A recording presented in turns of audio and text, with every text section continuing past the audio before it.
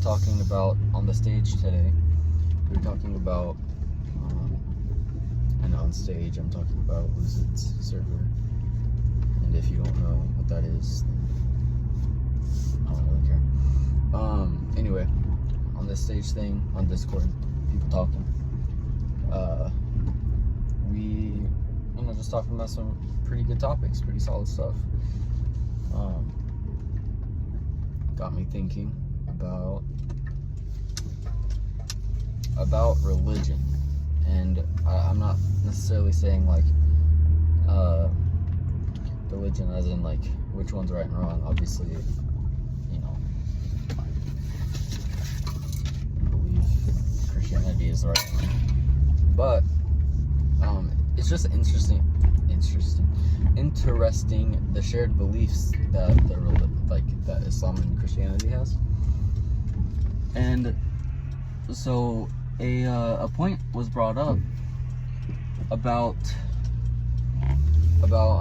what we are as humans. So what we are as humans being, are you just a soul in a body, like walking around in a meat bag? And I used to believe that like a lot. I was like, well, my body doesn't really mean anything to me. It's just the it's like a mech suit of meat, and it isn't me. I'm my soul. And I think that's a very Gnostic belief. Gnostics believing that material is kind of bad and evil and should be thrown away, and that anything spiritual is good and is what's going to be left over in the end. But I think with Christianity, at least, I can't speak for Islam, but from what I hear, it kind of sounds like it, that the way we should be thinking about these things and what we are is more so you are your body just as much as you are your soul. Because here's the thing, when we are created and we're put on this earth, we're created with a physical body for a reason.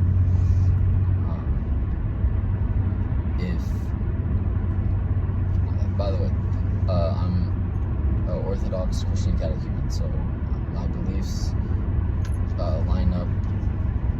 I think basically if the Orthodox Church has dogma on it, I agree with it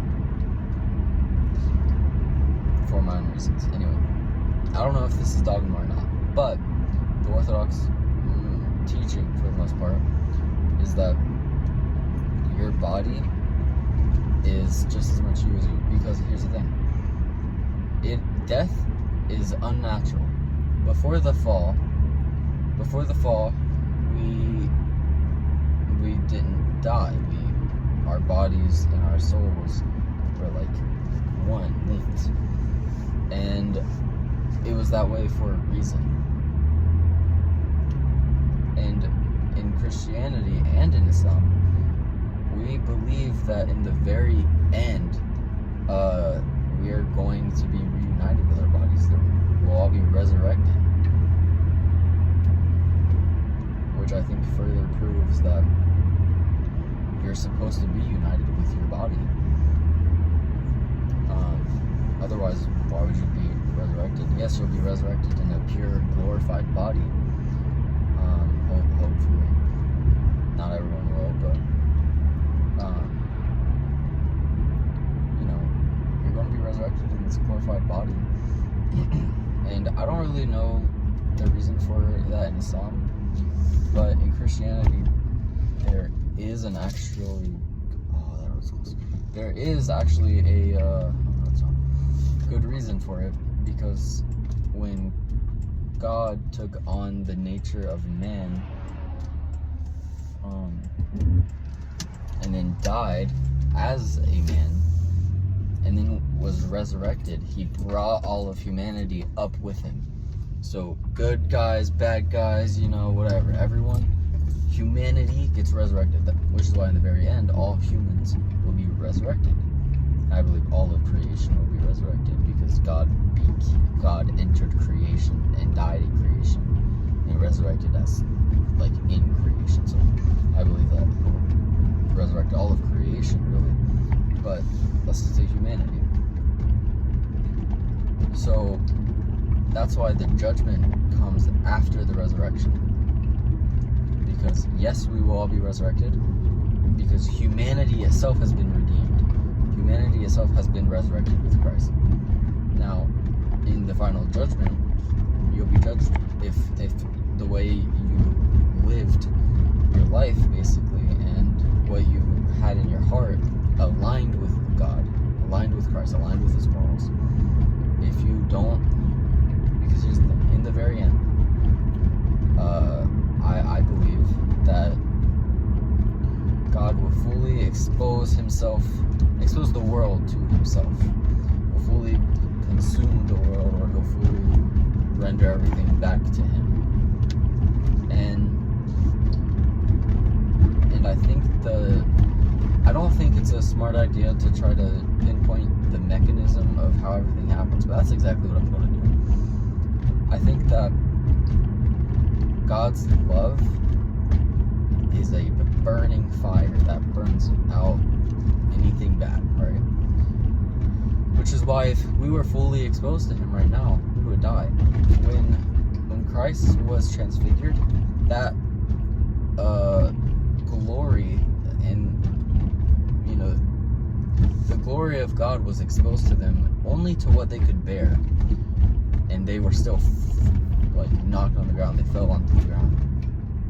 The 3 disciples that He brought with Him, and so I believe the fullness of God will be exposed, like the transfiguration of Christ, and that will be destroying the world in fire, because the world, basically all of matter, has been corrupted through our sin.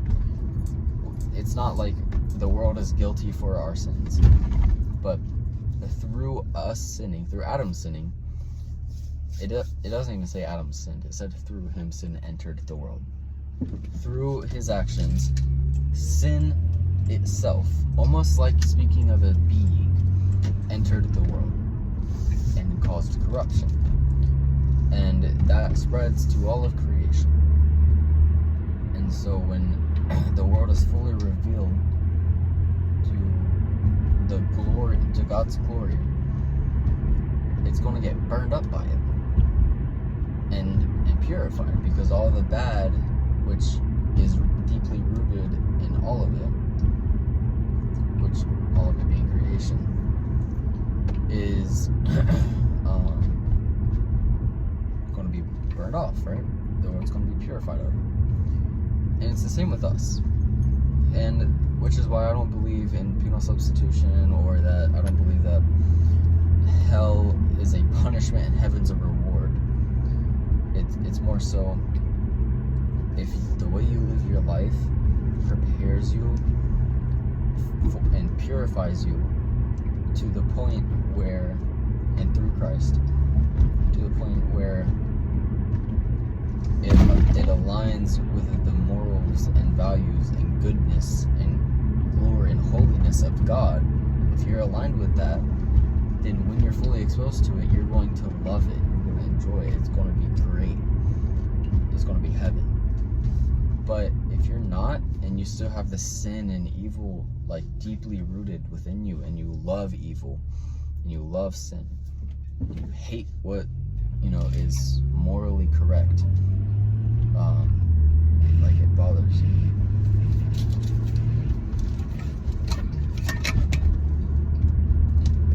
Then when you're fully exposed to the glory and the goodness of the Trinity of God, then you're going to get burned up by it.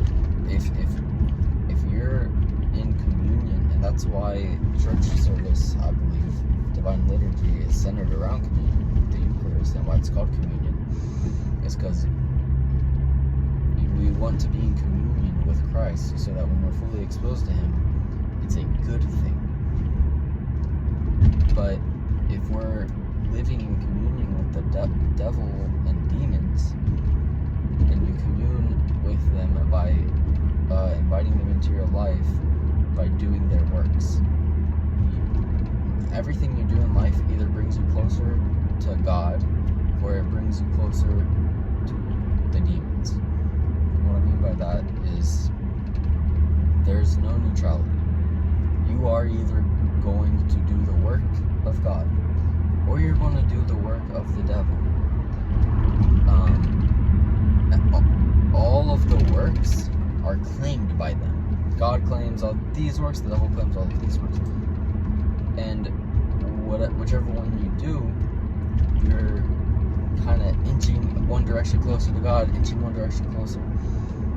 Now, I don't believe that your good deeds have to outweigh your bad deeds to go to heaven. That's not a Christian idea at all. But through Christ, we're able to go through this healing process and this purification process of aligning ourselves and preparing ourselves to be fully exposed to Him. But if we live our lives in this communion with the devils and demons, and our souls are like bonded with them through our works, through letting them work through us instead of letting God work through us, then when we're exposed to the full glory and goodness of God, and we're going to get burned up by it, and we're going to hate it, and it's going to be like hell for us. And the reason why we won't just burn up and then die unconscious, the reason why it is eternal, is because our spirits were not made to be destroyed. God doesn't create in order to destroy. God creates, and then anything that has fallen from Him gets burned up by Him,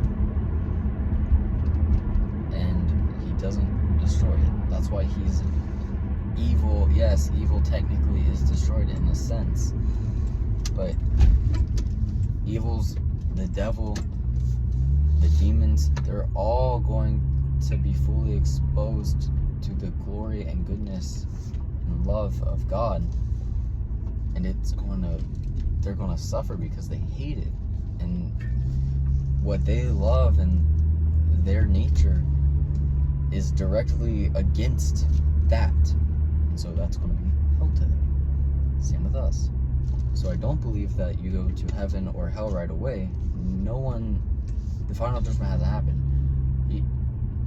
He hasn't fully exposed himself in that way to creation yet, which is why I believe the Orthodox Church teaches that when you die, you're conscious still, and you go to a waiting place that will kind of give you a taste of your afterlife, paradise or Hades, and there you wait the resurrection, and then after the resurrection is the judgment.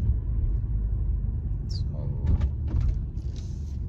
yeah, interesting thought, interesting concepts, and an interesting little talk. But I'm just a cook at a grocery store.